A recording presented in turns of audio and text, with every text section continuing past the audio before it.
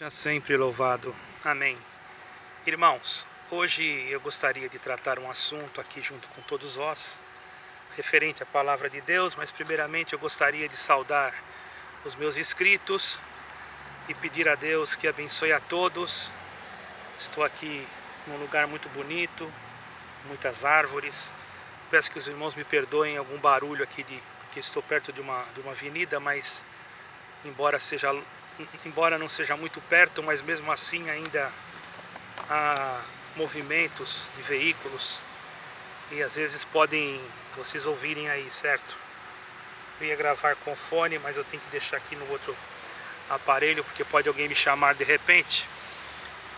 Mas eu queria falar a respeito de uma parte que está escrito no livro de Lucas. Eu não vou ler aqui. Livro de Lucas, capítulo 18, versículo 9 ao 14, irmãos. Versículo 9 ao 14. Ali onde o Senhor Jesus fala sobre uma parábola de um publicano e de um fariseu. Aqui não é para atacar nenhuma denominação, irmão, mas é uma pregação que é como se fosse uma orientação, uma observação bíblica para nós, uma meditação para todos nós que queremos servir a Deus, temos desejo de salvar a nossa alma. Porque na verdade, irmãos, nós sabemos que todos nós, irmãos, precisamos nos preparar para a volta de Cristo, a volta do Senhor Jesus, que está cada vez mais próximo, não é? Nós vemos os acontecimentos, vemos o que está acontecendo em todos os lugares, aqui na Europa, no Brasil.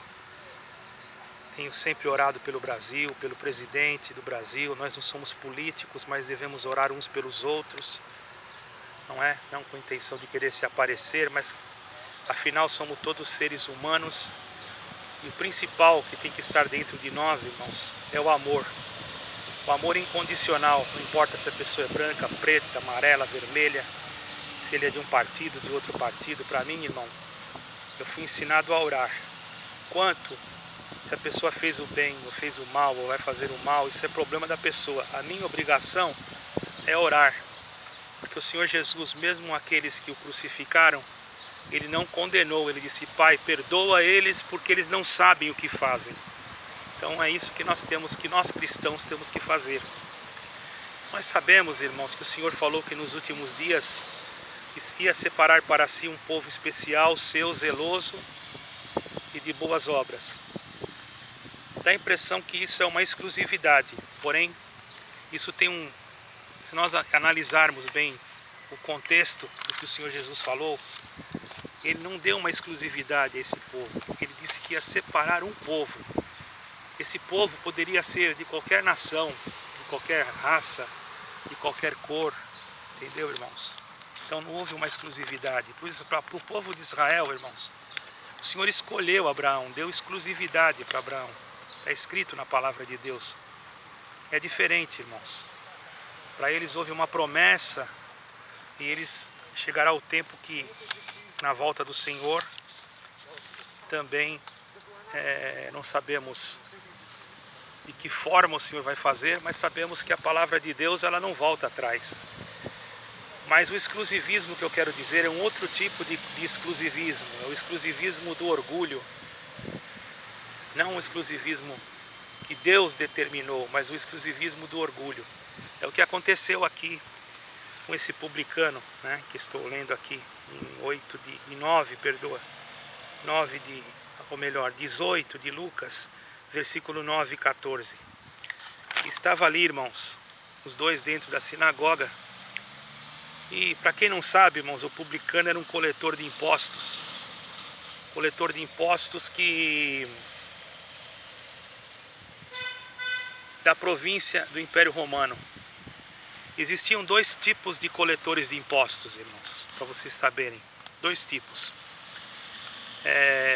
Os publicanos que eram responsáveis pela renda do Império, né? E aqueles que eram responsáveis pela renda geral. Eles eram delegados por cada publicano que era responsável pela renda do império, e cobravam do povo.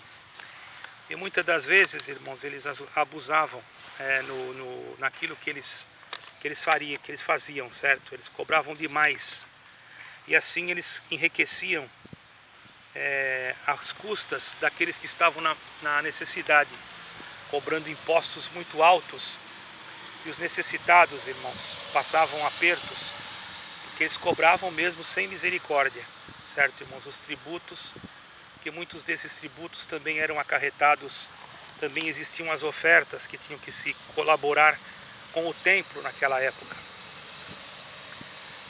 Então eram homens que realmente, eles muitas das vezes cometiam injustiças e faziam coisas que não eram boas aos olhos do Senhor. E diz o Senhor que estava dentro do templo, nessa parábola, um publicano e um fariseu. O fariseu, irmãos, era um homem dedicado à religião, religioso, irmãos. Ele era um homem que tinha nele já, irmãos, os conceitos do Torá, que são os 5 livros da Bíblia. Nós respeitamos os judeus, não estamos falando dos judeus, irmãos, pelo contrário, estamos falando da história que aconteceu naquela época. Nós não somos antissemitas, muito pelo contrário, irmãos. Eu amo o povo de Israel, eu amo o povo de Jerusalém, amo todos os povos, sem exceção de pessoas, porque o Senhor Jesus veio para os gregos, para os romanos, para todas as raças, branco, preto. Ele não veio para pregar uma discriminação racial ou uma xenofobia, mas ele veio para pregar o amor e a misericórdia a todo aquele que nele crê. Naquele momento, irmãos, certamente, os irmãos observam bem que os fariseus eram um grupo de judeus muito devotos ao Torá. Tinham eles ali, irmãos, uma devoção muito grande ao Torá, certo? E tá certo, porque tinham que ter mesmo. Eu também respeito o Torá, porque são 5 livros do Pentateuco, não é? Nós respeitamos o Torá. A nossa cultura é uma cultura judaico-cristã. Então, o nosso Salvador, nosso Senhor Jesus Cristo, o Yeshua HaMashiach, o Messias que nós acreditamos que já veio e ressuscitou, nasceu em Belém da Judéia, onde Deus, por misericórdia, me deu a graça de estar ali também um dia. Então eu quero dizer aos irmãos que os fariseus, eles surgiram a partir do século II antes de Cristo, irmãos.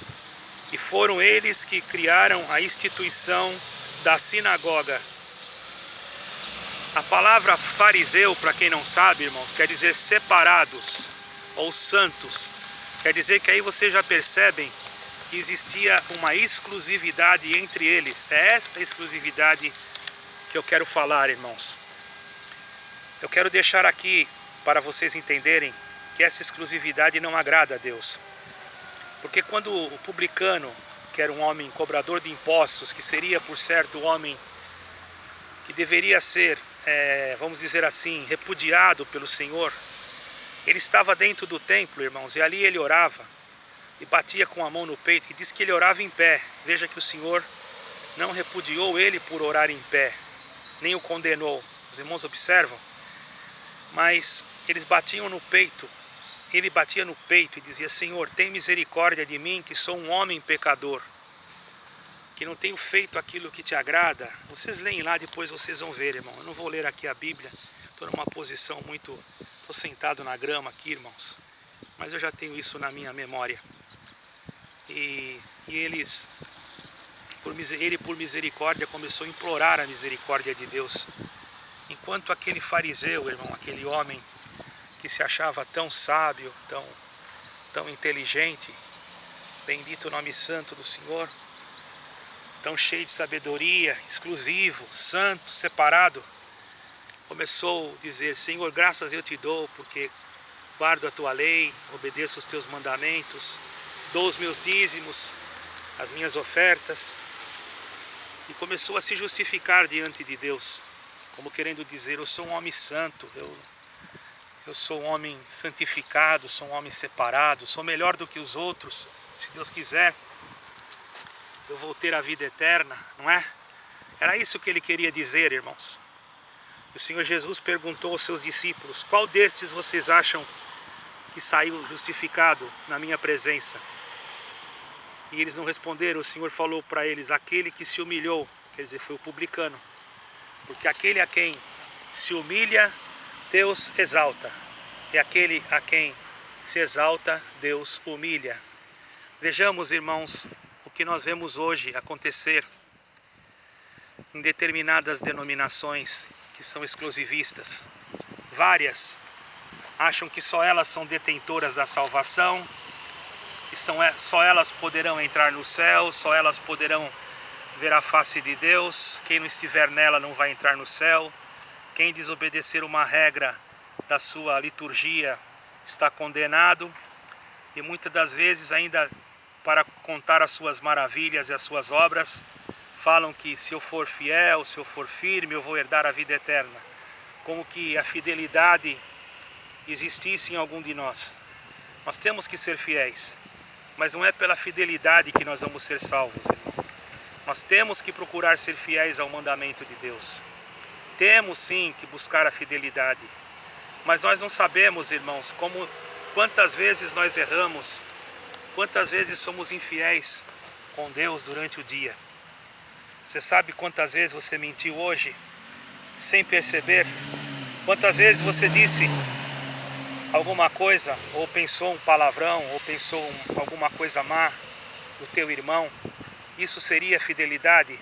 O que você contém? Qual é o conceito que você tem de fidelidade? Amar o próximo é fidelidade. Quando você joga alguém fora da tua denominação, você não está sendo fiel à palavra de Deus. Quando você não dá oportunidade de defesa para alguém, você não está sendo fiel a Deus. Quando você corta alguém sem dar uma chance de defesa ou uma chance de procurar se retratar, você também não está sendo fiel a Deus. Por mais que você guarde todos os mandamentos, por mais que você conheça a palavra, por mais que você seja um pregador da palavra de Deus. Vou me levantar um pouquinho aqui, irmãos. Glória ao nome santo do Senhor. Por mais que você tenha dentro de você um desejo ardente de fazer a vontade de Deus, eu faço uma pergunta para você e você pode me responder. Se você não tiver o amor e a misericórdia com o teu próximo, porventura você está sendo fiel a Deus? Se você não tiver amor com aquele que você tem no seu coração alguma mágoa, algum rancor, porventura você está sendo fiel a Deus? Então a tua fidelidade é apenas aquilo que você conhece dentro da tua instituição. Ser fiel em colocar alguma coisa sobre a tua cabeça para você orar e profetizar. Ser fiel ao chegar no horário do serviço de culto para atendê-lo. Ser fiel, aleluia, a pagar as tuas contas. Isso não é mais do que a tua obrigação, irmãos. A verdadeira fidelidade é aquela que, quando nós ouvimos a palavra de Deus, colocando ela em prática, amando o nosso próximo como a nós mesmos e a Deus sobre todas as coisas. Então, ser fiel é não se achar exclusivista, não se achar... Deus pode até, Deus é diferente, Deus ele pode sim falar que você é exclusivo dele, mas você não pode. O próprio Senhor Jesus sempre foi bom, sempre foi misericordioso, eternamente misericordioso. Mas quando alguém chegou a ele e disse: bom mestre, e farei para herdar a vida eterna, você acha que ele não sabia que ele era o bom mestre? Você acha que ele não sabia que ele verdadeiramente era o Filho de Deus? Claro que sabia. Ele nasceu para uma missão, a qual ele cumpriu com toda a submissão. Mas quando ele foi chamado de bom mestre, preste atenção, ele não ousou usurpar esta parte do Pai. Ele olhou e disse: por que tu me chamas bom? Bom é o meu Pai que está no céu. Glória ao nome santo do Senhor. Você está entendendo, irmão? A Deus falou que vai separar um povo seu, especial, zeloso e de boas obras, e você bate no peito dizendo que é você. Mesmo que fosse você, você não poderia falar nada. Deixe que os outros falem. Quando nós fazemos alguma coisa, irmãos, nós não podemos nós falar que fizemos. Deixe que os outros vejam, para que nós não roubemos a glória de Deus. Será que a tua instituição que você serve a Deus, seja ela qual for, não está roubando a glória de Deus? Será que você não está fazendo coisas que está desagradando a Deus? Será mesmo que você que me considera um falso profeta, não está sendo você que está apostatando da fé, daquilo que está escrito? Ou você acha que só porque você tem uma grande denominação ou pertence a alguma grande denominação, você é maior do que todos os outros? Você está enganado. Existem pessoas de muitas crenças religiosas e muitas denominações espalhadas pelo mundo, pela China, irmãos, na Somália. Me faltaria tempo de eu falar de todos os lugares que eu sei por misericórdia. Existem cristãos que nem conhecem a tua denominação e que são fiéis a Deus e que jamais bateram no peito dizendo que são escolhidos por alguma coisa. Deixe o Senhor te escolher, irmão. Não seja você, aleluia, o próprio, vamos dizer assim, indicador das tuas qualidades, mas que as tuas qualidades sejam indicadas por Deus.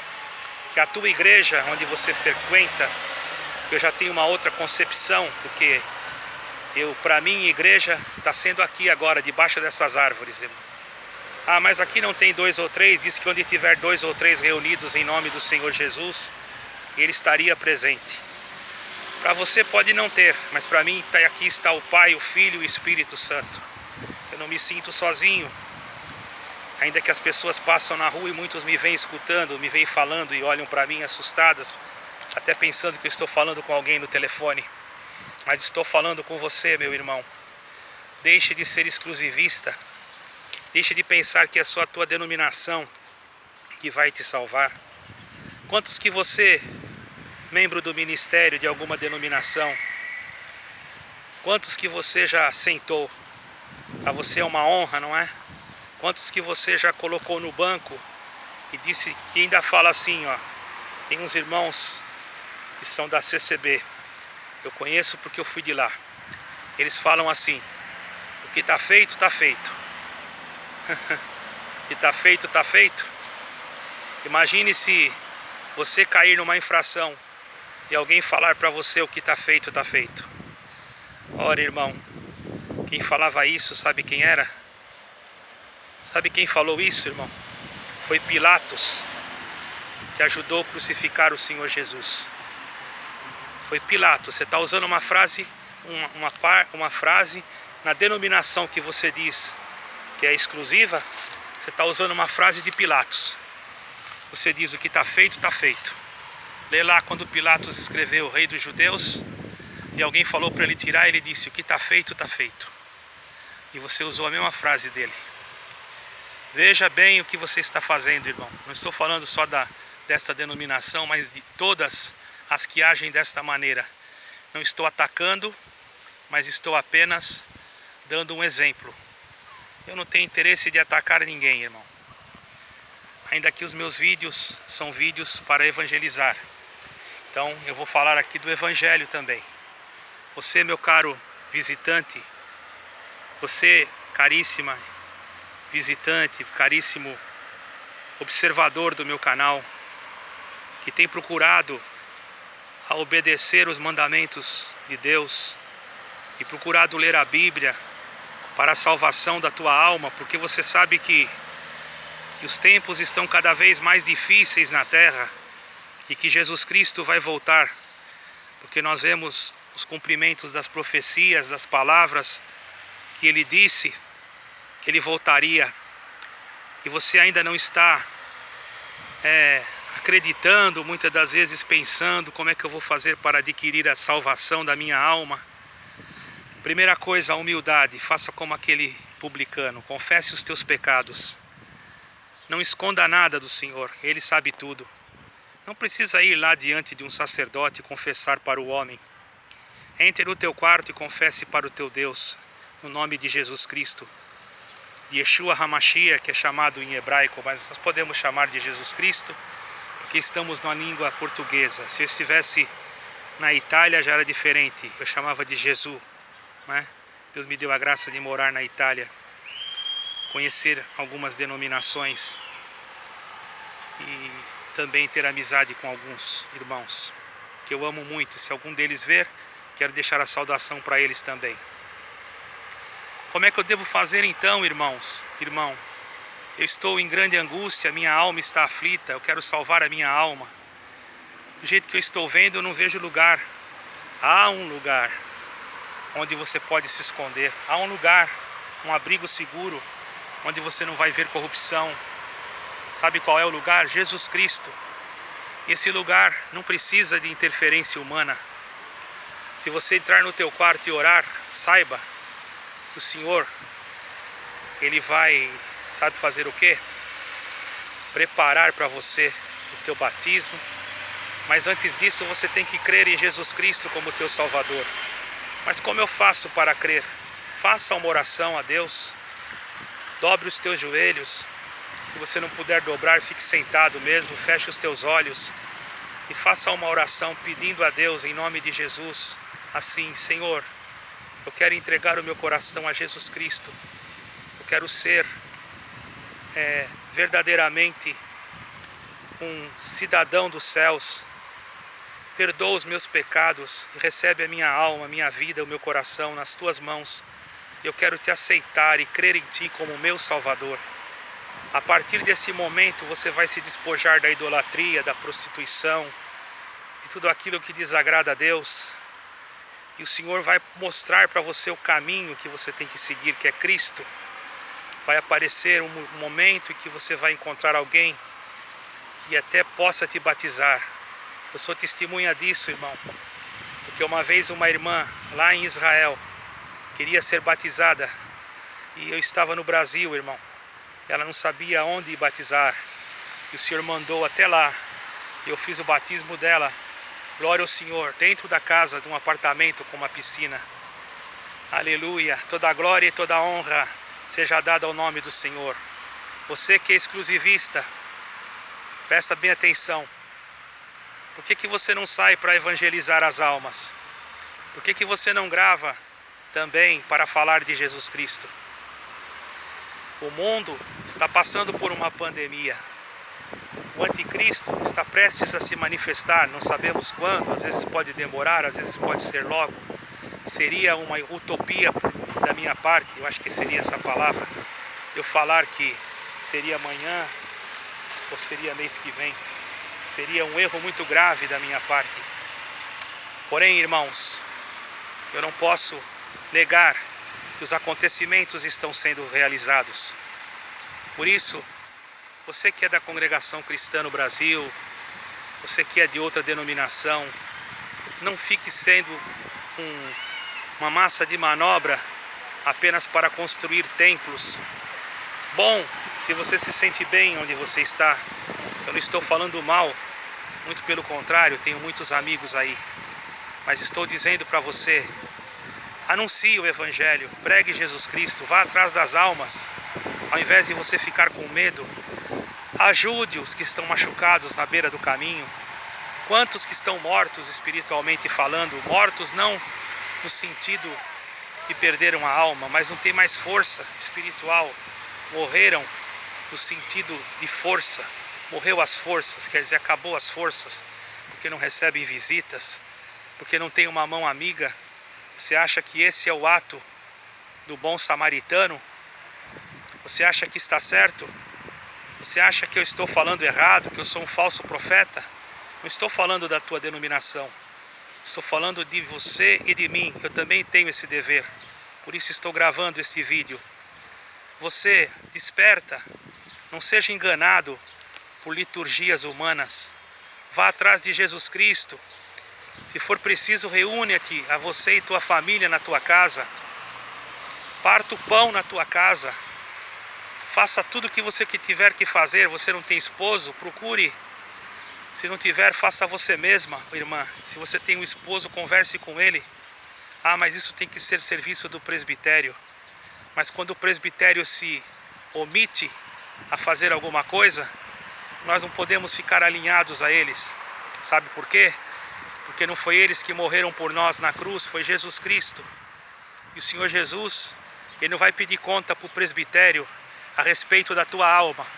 Ele vai pedir conta para você e vai pedir conta para mim. E você, irmão, irmã, que está humilhada, jogada na beira do caminho, machucada por destas denominações, não só dessa. Eu tive que falar da onde eu vim, porque eu vim de lá. Então você vai me chamar de pecador, disso, daquilo outro. Para mim não me importa. Importa que eu estou querendo ajudar as almas. Um amor incondicional. Posso ter os meus erros. Posso ser o que for. Porém, eu sou um servo de Deus. E sinto isso no meu coração. Com ousadia, sinto a presença de Deus dentro da minha alma. Glória ao nome santo do Senhor. E ainda que você não acredite, é Deus que está me mandando dizer essas palavras. Porque Ele compunge o meu coração. E diz para você, liberta-te de toda a soberbia religiosa. Não faça como o fariseu. A palavra que é fariseu quer dizer separado, santo. Você acha que você é separado, que você é santo. Mas eu vou dizer uma coisa para você. Santo é o Senhor Jesus.